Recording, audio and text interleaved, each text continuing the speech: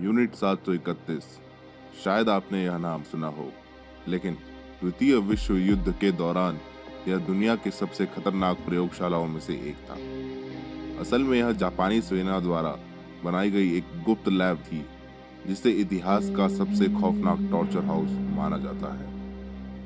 ऐसा इसलिए क्योंकि यहाँ जिंदा इंसानों पर ऐसे ऐसे खतरनाक प्रयोग किए जाते हैं जिसके बारे में जानकर लोगों की रूह तक कांप जाती है।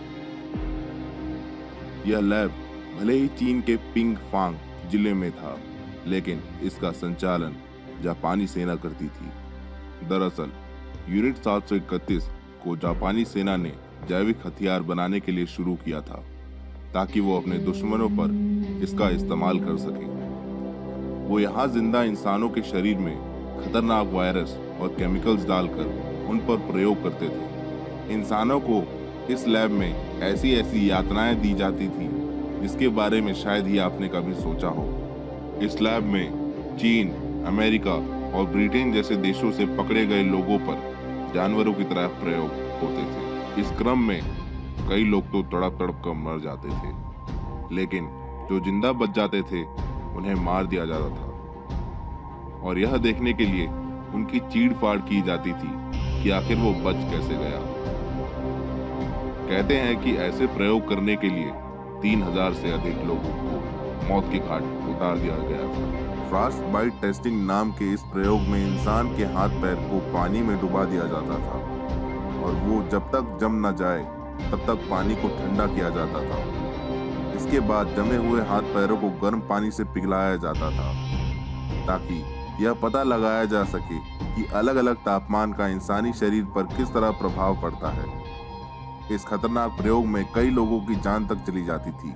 यूनिट 731 का सबसे खतरनाक प्रयोग यह था कि बंधक बनाए गए पुरुषों और महिलाओं को शारीरिक संबंध बनाने के लिए मजबूर किया जाता था। इसमें से किसी एक के शरीर में पहले से ही बीमारी फैलाने वाला वायरस डाल दिया जाता था, और इस प्रयोग के जरिए यह जानने की कोशिश की जाती थी कि साइफिलिस जैसी सेक्सुअल ट्रांसमिटेड बीमारी आखिर फैलती कैसे है। इसके अलावा कई महिलाओं के शरीर में वायरस डालने के बाद उन्हें गर्भवती भी बनाया जाता था, ताकि यह देखा जा सके कि नवजात पर उस वायरस का क्या असर होता है।